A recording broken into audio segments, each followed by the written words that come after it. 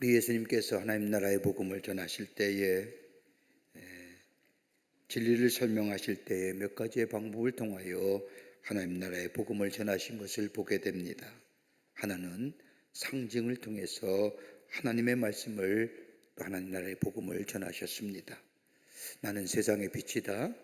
나는 선한 목자이다. 나는 생명의 물이다. 상징물을 가지고 쉽게 하나님의 말씀의 복음을 전하신 것을 보게 됩니다. 또 하나의 방법이 있다고 한다면 비유를 들어서 하나님 나라의 복음을 전하시며 그 뜻을 풀이하셨던 것을 보게 됩니다. 하나님 나라의 복음을 설명할 때 잘 알지 못하고 이해하지 못하는 사람들에게 일상생활 속에서 쉽게 이해하고 납득될 만한 일들을 가지고 비유를 드시며 하나님 나라의 복음을 전하셨습니다. 누가복음 8장에 나오는 씨 뿌린 자의 비유 같은 말씀일 겁니다. 씨는 하나님의 말씀이요 밭은 사람의 마음인데 그 사람의 마음이 길가와 돌밭과 가시덤불과 옥토와 같다고 비유를 통하여 쉽게 하나님의 말씀을 전하셨던 것을 보게 됩니다. 또 하나 있다고 한다면 잠언과 교훈을 통하여 하나님 나라의 말씀을 전하셨습니다. 잠언이라는 것은 지혜롭게 살아가는 데 필요한 삶의 실체적인 원리들을 전하기 위해서 쓰여진 것이 잠언입니다. 우리가 잠언을 이야기한다면 대표적으로 솔로몬의 잠언에 말할 것입니다. 예수님도 당시의 유대인들이나 저 랍비들의 교훈들을 일반 사람들에게 쉽게 이해시키기 위해서 저들이 쉽게 접할 수 있는 잠언의 말씀을 통하여 하나님 나라의 복음을 전하셨습니다. 마태복음 5장에 나오는 맏을 잃은 소금, 또 마태복음 7장에 나오는 좋은 나무와 좋은 열매, 그리고 누가복음 2장에 나오는 세술은 세부 뒤에 요한복음 12장에 나오는 자기 생명을 사랑하는 자와 같은 말씀을 통하여 잠언의 말씀을 인용하면서 하나님 나라의 복음을 쉽게 전하신 것을 보게 됩니다. 오늘 우리가 함께 읽은 본문의 말씀도 우리가 잘 알고 있는 예수님의 말씀 가운데 한 말씀입니다.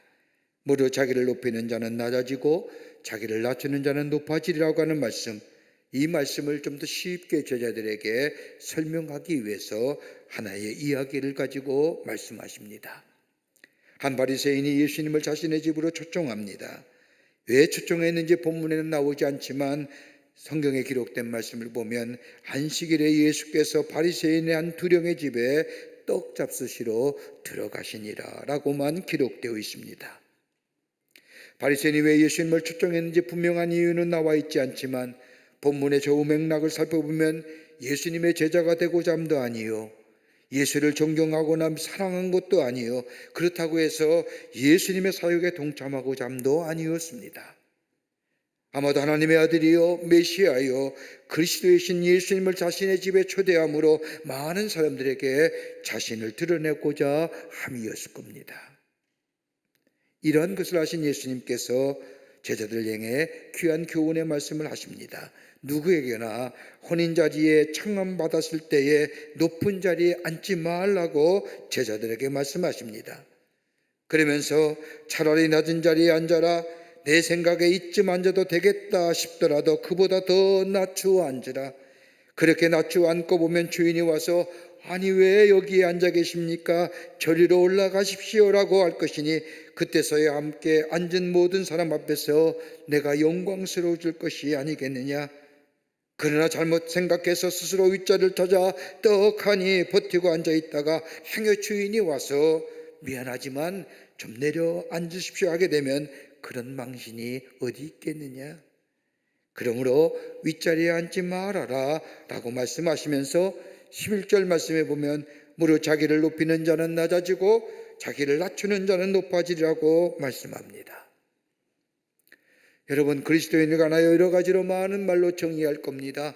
예수의 사람, 하나님의 사람, 말씀을 따라 사는 사람, 여러 가지 많은 말로 정의할 수 있지만 가장 적합한 정의가 있다고 한다면 그리스도인은 강한 자인 줄 믿습니다. 내가 강한 것이 아니라 예수님이 내 안에 계심으로 내가 강한 존재가 되는 겁니다. 예수님이 우리와 함께 계심으로 저 풍랑을 잔잔케 하시고 우리와 동행하실 뿐만 아니라 우리의 선한 목자가 되어주시고 우리가 곤고하고 힘들고 어려울 때마다 우리의 도움이 되시며 우리를 새롭게 하시는 그 예수님이 내 안에 계심으로 인하여 우리는 강한 자, 강한 하나님의 사람인 줄 믿습니다. 그런데 여러분, 강한 자가 강한 자 되게 하는 윤리가 무엇일까요? 우리가 윤리라고 하는 얘기를 한다면 일반적인 것들을 가리켜서 윤리를 정의할 수 있지만 정정 예수가 내 안에 계심으로 나는 강한 자가 되는데, 강한 자가 강한 자 되게 하는 귀한 윤리가 무엇일까요? 오늘 성경의 말씀을 보면 다름이 아니라 겸손함이라고 말합니다. 강한 자가 강한 자가 되게 하는 윤리는 다름이 아니라 겸손함입니다. 그렇기 때문에 예수님 안에 계신 사람은 겸손한 자가 됩니다. 빌립보서 2장 5절과 7절의 말씀을 보면 너희 안에 이 마음을 품으라 곧 그리스도 예수의 마음이니 그는 근본 하나님과 동등됨을 취할 것으로 여기지 아니하시고 오히려 자기를 비워 종의 형체를 가지사 사람들같이 되셨다라고 말씀하고 계십니다. 우리는 예수님을 말씀할 때에 여러 가지로 많은 말로 말씀하시지만 예수님이야말로 겸손 그 자체이십니다. 그러기에 예수님이 우리 안에 있는 삶, 겸손함이 있습니다. 이렇게 본다면 강한 자의 윤리는 다른 것이 아니라 겸손함이요, 그 겸손함은 본성이요, 그 자체가 겸손함입니다. 그러기에 예수님을 우리의 삶의 주인으로 모시고 사는 삶, 겸손한 삶입니다. 오늘 예수님은 그리스도인의 삶을 가르치시면서 겸손의 덕목을 말씀하시면서 정녕 강한 자의 삶의 윤리가 무엇인가 제자들에게 말씀합니다. 우리는 강한 자입니다. 예수가 우리 안에 계십니다. 진정 강한 자가 강한 자에 대한 윤리가 무엇일까요? 오늘 본문의 말씀을 통해서 함께 말씀을 나누며 은혜 나누기를 원합니다. 첫째는 다름이 아니라 겸손함이 체질화되어야 합니다. 오늘 7절과 8절의 말씀을 보면 청함을 받은 사람들은 높은 자리에 택함을 보시고 비유로 말씀하시되 잔치자리에 청함을 받거든 높은 자리에 앉지 말라고 말씀하십니다. 그러면서 높은 자리에 앉지 마라 이유를 9절에 설명하십니다. 더 높은 사람의 청함을 받은 경우에 그를 청한 자가 와서 너더러 이 사람에게 자리를 내어주라 하리라. 그러니 너희는 말석에 앉으라고 말씀하십니다. 말석에 앉으란 이유가 다름이 아닙니다. 높은 자리에 앉아있다가 청한 사람이 보기에 귀중한 손님이 오면 내가 앉은 높은 자리를 내어주어 부끄러움을 당하지 않겠느냐라는 겁니다. 여러분, 누구나 한 번쯤은 이런 경험이 있을 겁니다. 가끔 보면은 사진을 찍으려고 하면 맨 앞줄에 서고자 하는 사람, 나서는 사람이 있습니다. 언제나 가운데 쓰려고 합니다. 그자가 사진사가 선생님은 여기 아니고 저 뒤로 가십시오 하면 여러분 이것처럼 낭패를 하면 어디 있습니까? 한마디로 창피하지요. 근데 문제는 뭐예요? 창피함을 모른다는 겁니다. 예수님이 말석에 앉으라고 하시는 이 말씀은 다름이 아니라 어느 자리에 가면 낮은 자리에 앉으라는 겁니다. 왜 이렇게 말씀하셨을까요? 이렇게 말씀하신 이유가 어디에 있을까요? 오늘 본문의 말씀을 보면 그 이유를 알 수가 있습니다. 한 바리새인이 예수님을 자신의 집으로 초청합니다. 앞에서 말씀드렸지 예수의 제자가 되고자 함도 아니요, 그렇다고 예수님의 말씀을 들으려고 한 것도 아닙니다. 그렇다고 예수님을 하나님의 아들이기에 자신의 집으로 초청한 것도 아닙니다. 그저 사람들이 예수님을 가리켜 하나님의 아들이요, 메시아요, 그리스도라고 하니 다른 사람들의 평판이나 눈을 의식하여 자신의 집으로 초청한 겁니다. 여러분 가만 보세요. 보통의 사람들이 자신을 높이는 방법이 몇 가지 있죠. 대체로 다 일반적인 것들입니다. 하나는 뭐예요? 자기 자신을 자랑하거나 드러냄을 위하여 자신을 높입니다. 선행이나 자신의 공로를 드러냄으로써 자신을 높이는 겁니다. 그런데 가만히 보십시오. 저들이 한 일을 보면 별것도 아닙니다. 다른 사람도 대체로 하는 일임에도 불구하고 유독 드러내고 자랑하는 사람이 있습니다. 평범한 거예요. 남들 다 하는 거예요. 그저 드러나지 않게 하기 위하여, 나타나지 않게 일하는 것뿐이지 별것도 아니가지고 마치 제가 안 하는 일을 한 것처럼 드러내고 자랑하는 사람이 있습니다. 또 한 사람은 또한 종류가 있다고 한다면 권세 있는 사람이나 힘 있는 사람과의 관계를 통하여 자신을 드러내는 겁니다. 힘 있고 권세 있는 사람들과의 관계를 통하여 내가 이런 사람이다 라고 자신을 높이는 겁니다. 흔들 내가 누구를 알고 있는데 가만 보십시오. 아무것도 아닙니다. 그럼에도 불구하고 자신보다 힘 있는 사람과의 관계를 통하여서 자신을 드러내고 하는 사람들, 어리석지요. 어리석은 자신에 대해서 자신이 없는 사람들 얘기하는 거예요. 또 한 번에 되어 있다고 한다면 다른 사람을 대접함으로써 자신을 높이는 겁니다. 아마도 오늘 본문에 나오는 바리새인이 한 행동과 같을 겁니다. 다른 사람에게 널리 알려진 사람을 초대하여 대접했다는 것으로 내가 이런 사람이야 라고 자신을 높이는 겁니다. 그런데 오늘 본문의 말씀을 보십시오. 예수님은 그렇게 하지 말라는 겁니다. 오늘 그러면서 11절 말씀을 보면 무릇 자기를 높이는 자는 낮아지고 자기를 낮추는 자는 높아지리라고 말씀하신 것처럼 높아지려고 하지 말라는 겁니다. 이건 그리스도인이 가져야 할 덕이 윤리가 아니라는 겁니다. 여러분 가만 보십시오. 우리 주변에 병들고 병으로 고생하는 분들이 왜 이리 많은지요. 많은 분들이 병으로 고생합니다. 근데 여러분 육신의 병은 나을 수 있습니다. 마음을 긍정적으로 가지고 의사의 말을 따라 행하며 그리고 자신을 바르게 하면 육체의 병은 얼마든지 나을 수 있습니다. 여러분 암 가운데 가장 치료하기 힘든 암이 췌장암이라고 하지 않습니까? 생존율이 낮다고 합니다. 그런데 이 암도 마음을 긍정적으로 가지고 의사의 처방을 따라 행하며 그리고 규칙적인 운동과 마음을 바르게 하면 생존율이 높아질 뿐만 아니라 완전한 치유는 아닐지라도 생존을 높이며 살아갈 수 있습니다. 그런데 여러분 우리의 마음의 병은 어떡할까요? 우리 마음속에 막연하게 가지고 있는 두려움과 불안과 염려의 마음들 다 평안하고 아무 문제가 없는 것 같은데 왠지 내 마음속에 한 구석에 자리 잡고 있는 이 두려움과 불안과 염려의 회색 그림자, 이거 어떻게 치료할 수 있을까요? 여러분 우리의 마음에 병드는 원인이 어디 있을까요? 다름이 아니라 죄의 문제는 아닐까요? 여러분 하나님과의 관계성이 단절될 때 우리 안에 불안감과 두려움과 염려가 찾아옵니다. 여러분 하나님께서 세상을 처음 창조하시고 아담과 하와가 살던 에덴 동산에 가만 보십시오. 거기에는 불안이나 두려움이나 염려란 단어는 존재하지 않았습니다. 오직 기쁨과 평화와 감사만이 존재했던 것이 바로 저 아담과 하와가 살던 에덴 동산이었습니다. 그런데 하나님의 말씀에 불순종할 때에 저들의 마음에 불안과 염려와 더불어 두려움이 찾아와 저들 숨었습니다. 저들의 마음속에 불안과 염려와 두려움은 뭐예요? 죄의 문제였습니다.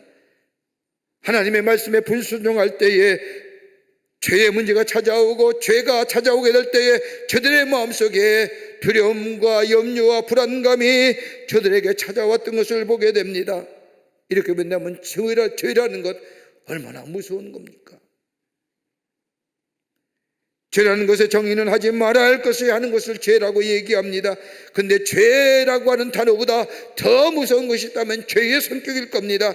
죄는요, 죄를 반복하여 짓고도 깨닫지 못하는 게 죄입니다. 더 나아가 죄를 정당화시킵니다.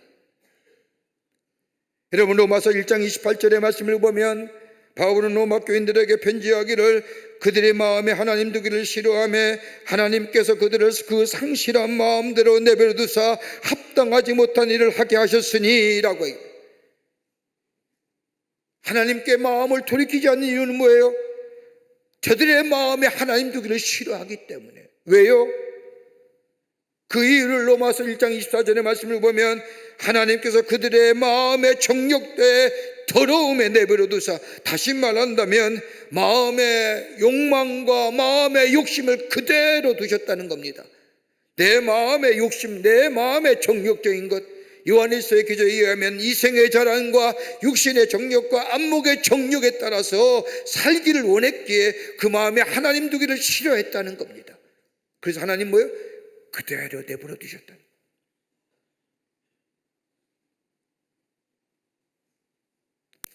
하나님 두기를 싫어하는 마음에, 그 마음에 어떤 것이 찾아와요? 여러분, 이생의 자랑과 육신의 정욕과 안목의 정욕을 따라 사는 삶에게는 로마서 1장 27절의 말씀을 보면 불의와 추악과 탐욕과 악의가 가득한 자여 시기와 살인과 저 수근수근 거림이, 그러니까 하나님이 아니 계신 곳에서 죄된 모습이에요. 이러한 죄에 짓게 하는 원인이 어디 있을까요? 교만함 아닐까요? 아담과 하와가 저 에덴 동산에서 죄지었던 가장 결정적인 뭐예요? 저 뱀의 유혹에 하나님을 비방할 뿐만 아니라 너도 하나님같이 될 수 있다고 하는 그 교만한 마음 때문에,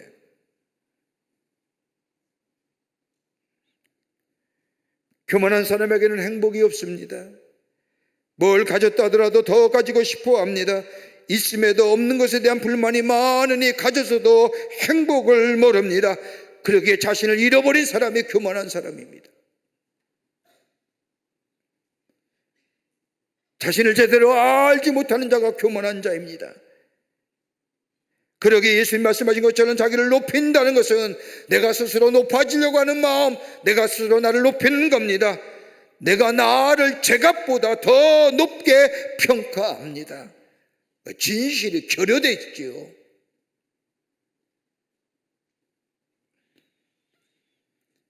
내가 누구인지 모를 때에, 내가 나를 제대로 알지 못할 때 내 안에 교만함이 생깁니다. 그럴 때 내가 우상이 되고 내가 절대자가 되고 내가 심판자가 됩니다. 여러분, 이러한 삶에는 마음의 분열이 되고 그 안에는 깨어짐이, 파괴가 일어나며 저들은 욕심에 사로잡혀 있으에 불반과 원망의 소리만 나옵니다.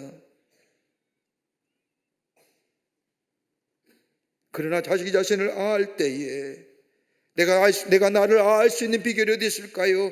우리 예수님이 내 안에 계실 때에 나라는 존재가 누구인지를 압니다. 그러기에 낮아집니다. 겸손해집니다. 여러분, 겸손이 내 안에 체질화되는 겁니다. 이건 다름이 아니라 오직 신앙만이 있을 때에 하나님의 영이 우리의 삶의 주인 되시어 우리의 삶을 이끌어 갈 때야만이 가능합니다. 예수님이 나의 안에, 하나님의 말씀이 내 안에 있게 될 때 나의 폐부를 찌릅니다. 나를 깨닫게 하십니다. 그로 인하여 나로 하여금 교만해서 겸손케 하십니다. 여기에 진실성이 있고 여기에 성실함이 있습니다. 그러기에 믿음이 없이는 성실과 진실함이 있을 수가 없는 겁니다.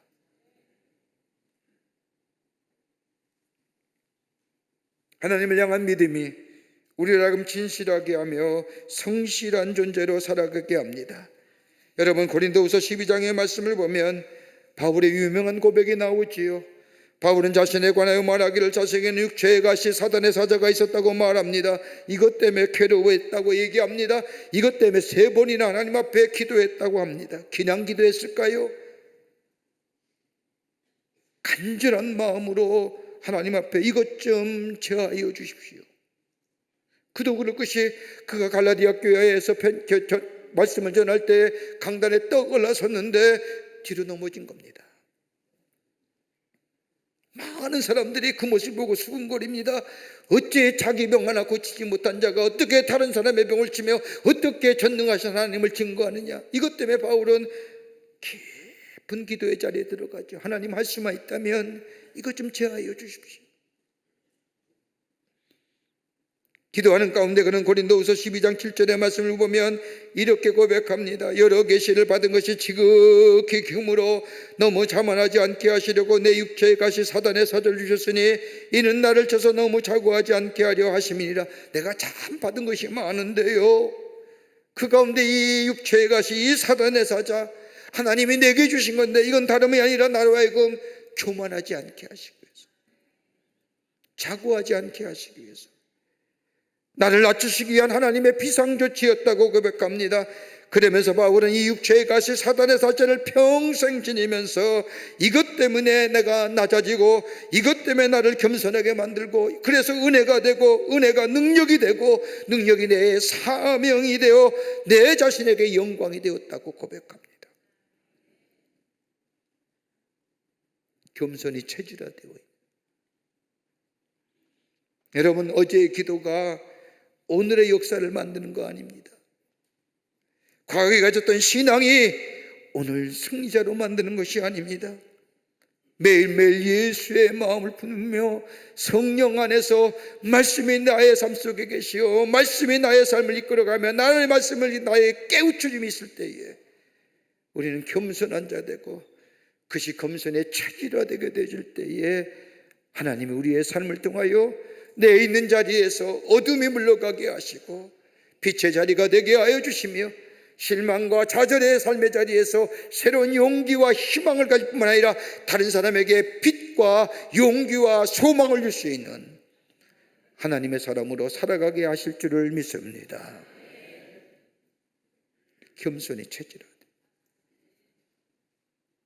두 번째는 섬김이 체질화되어야 합니다.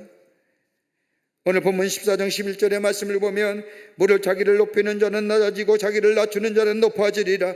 여기서 낮추는 자라고 하는 것은 다른 사람에 의해서 낮추는 것이 아니라 내가 스스로 낮추는 겁니다. 여러분 생각해 보십시오. 쉽게 실천할 수 있는 진리 말씀인데 실천하기가 쉽지 않습니다. 가만 보십시오. 스스로 높여질 때에 다른 사람을 낮추게 만듭니다. 내가 나를 높이는 순간에 다른 사람은 낮춰주게 됩니다. 여러분 상대적인 거예요. 나를 높이는 자는 당연히 다른 사람을 낮출 수밖에 없습니다. 그러게 나를 높이기 위해서는 다른 사람의 단점이나 부족한 점을 가지고 이야기합니다. 누가 이렇더라, 누가 저렇더라, 누가 이렇게 한다더라, 누가 저렇게 한다더라. 다른 사람의 허물을 보고 흉을 보는 순간 내가 올라간다고 착각합니다. 여러분 이거 건강한 사람의 모습이 아닙니다.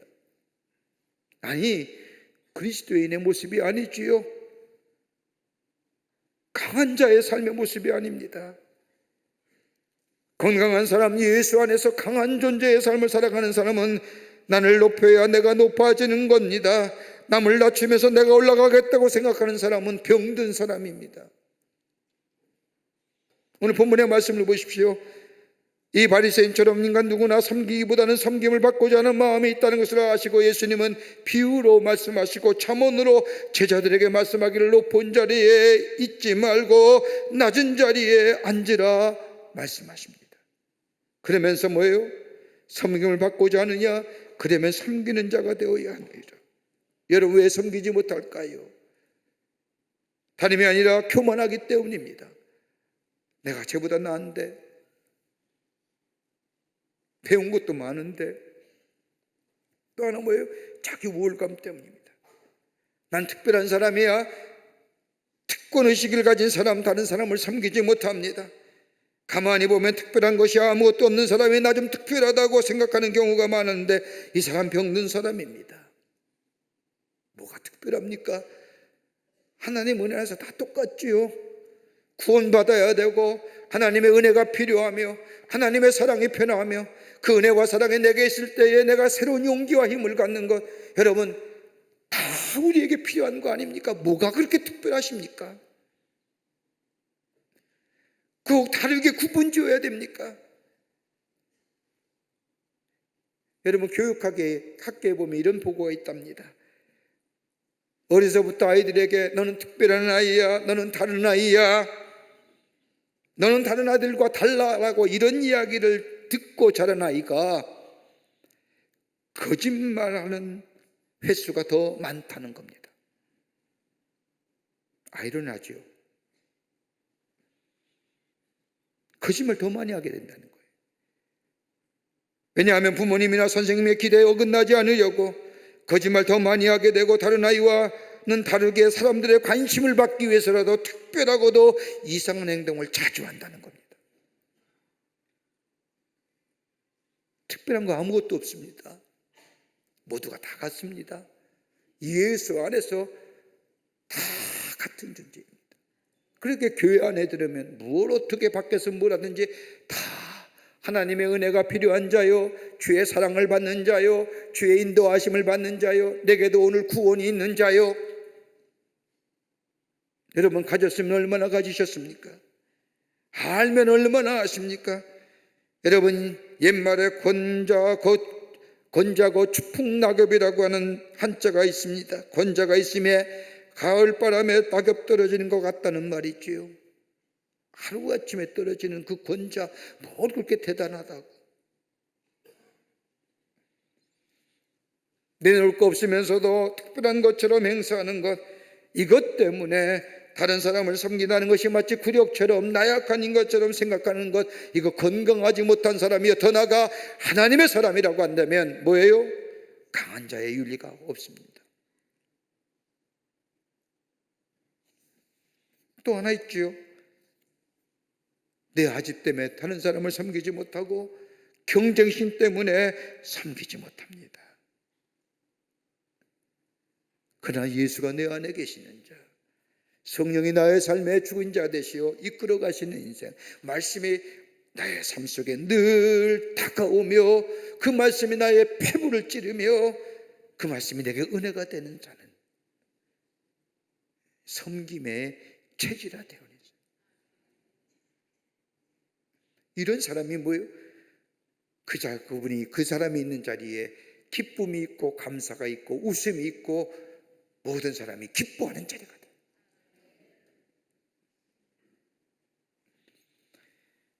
기독교 상담 심리학으로 새로운 장을 연 하워드 클라인벨이라고 하는 상담 심리학자가 웰빙, 어떻게 해야 잘 사느냐, 어떻게 해야 좋은 존재가 되느냐 라는 책에서 보면 힘에 대해서 강력한 힘이 4가지가 있답니다. 하나는 뭐예요? 지배하는 힘, 그 힘입니다. 파워 오버하는 거예요. 힘 가지고 다른 사람을 지배하는 겁니다. 또 하나 힘이 있다고 한다면 파워 어게인스트에서 공격하는 겁니다. 내가 힘이 있다는 것을 가지고 다른 사람의 약한 사람을 공격하는 게 파워 어게인스트입니다. 또 하나 있다고 한다면 베푸는 능력, 파워 포입니다. 여러분 다른 사람을 베푸는 것도 힘이 있는 거예요. 또 하나의 힘이 있다고 한다면 함께하는 능력, 파워 with something 하는 거예요. 이 가운데 가장 강력한 힘이 어떤 힘이냐? 함께하는 능력입니다. 가장 강력한 힘은 다른 사람과 함께하는 능력이라고 말합니다. 오늘 예수님께서 말씀하신 대로 다른 사람을 섬기는 능력, 다른 사람을 섬길 때에 특별히 강한 자의 윤리로서의 섬김이 체질화되는 삶으로 함께 섬길 때에 거기에 능력이 나타나며 이 능력이 가장 강력한 힘이 되는 겁니다. 맹세해서 되는 것이 아니라 결심해서 되는 것이 아닙니다. 여러분 유명한 영화 데브란 영화 아시죠? 한 번쯤 보셨을 겁니다. 말론 브란도와 알 파치노가 주연한 유명한 데브란 영화 보면 한 대목이 나오죠. 가장 인상 깊은 대목이죠. 시카고의 갱단의 두목들이 함께 모였습니다. 그리고 서로 화해 의식을 갖습니다. 우리 싸우지 말자, 우리 노나 먹자. 그러면서 화해 의식 가운데 뭐예요? 칼로 자신의 생기손가락을 잘라서, 그러니까 비워서 피를 썼습니다. 그리고 컵을 다 모으죠. 그리고 그 모아진 피를 마십니다. 한 모금씩. 그러면서 뭐예요? 우리는 피를 나눈 형제야.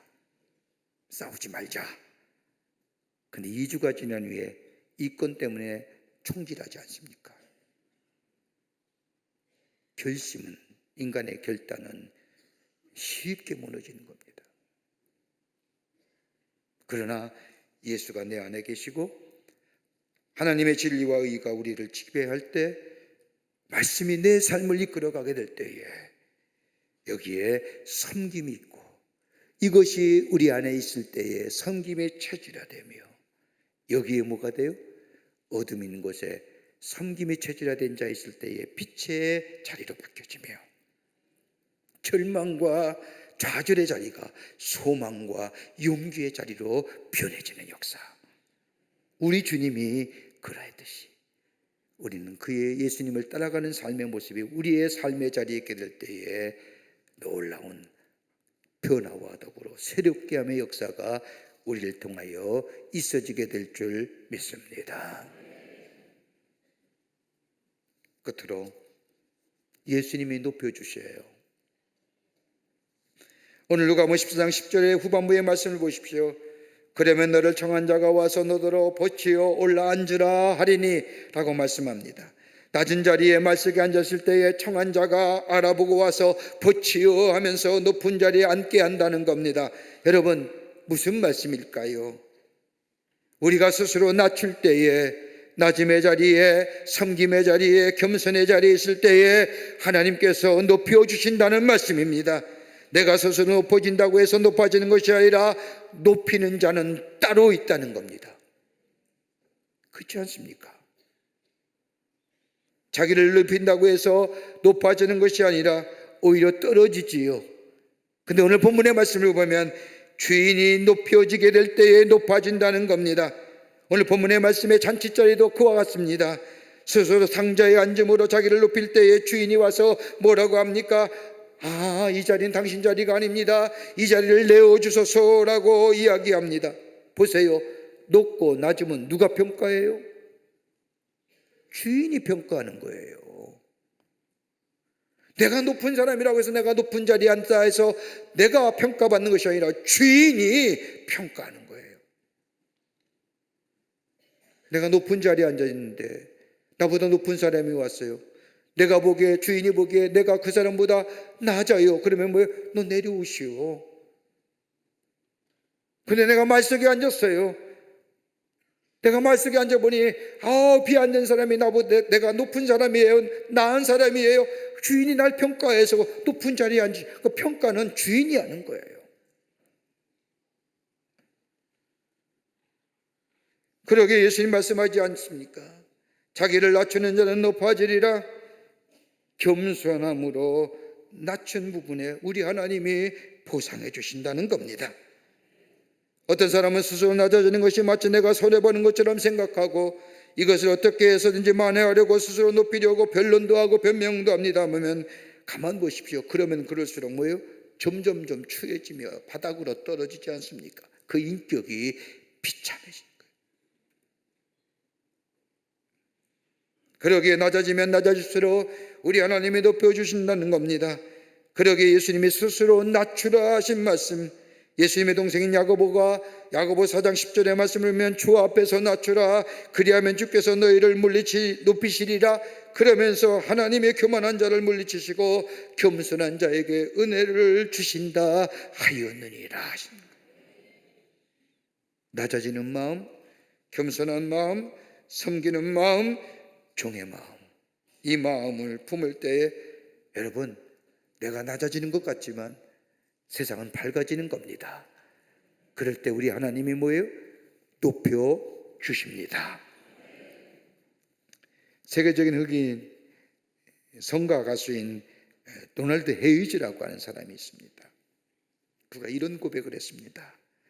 그는 미국 조지아 어느 산골에서 맨발로 도시에 나온 무식한 흑인 청년이었습니다. 다만 그에게 목소리가 좋다 해서 교회를 다니면서 성가대에 섰습니다. 목소리가 좋았던 도널드 헤이즈는 같은 찬양대원인 어느 부자 의삿집에 점심 초대를 받아 갔습니다. 갔더니 그 집에 도널드 헤이즈가 처음으로 유성기를 보았습니다. 유성기 알죠? 처음으로 판 들어가는 그 유성기에 당대에 가장 명성이 높았던 카루소의 노래를 듣게 됩니다.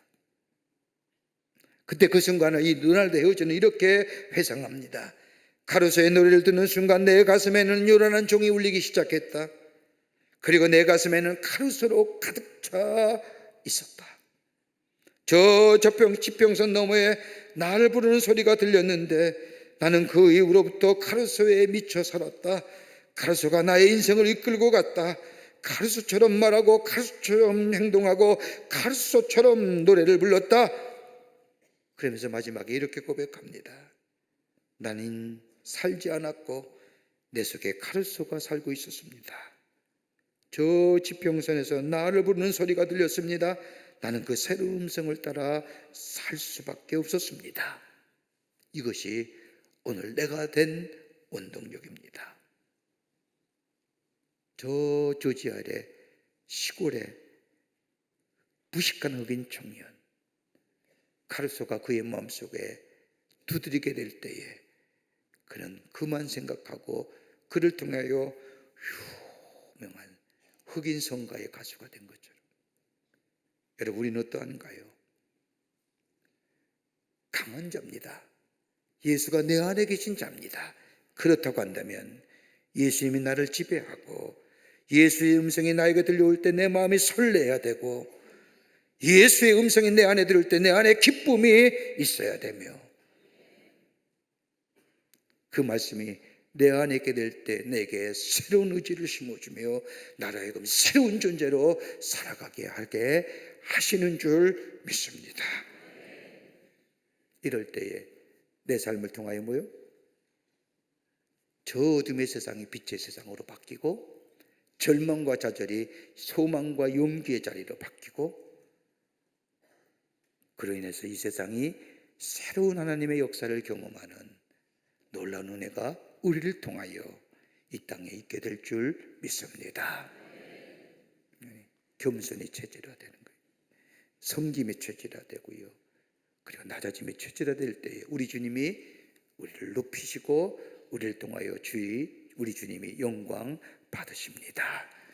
이런 강한 인생의 윤리를 가지고 살아가는 여러분과 저와 되시기를 주의 이름으로 축원합니다. 하나님 감사합니다.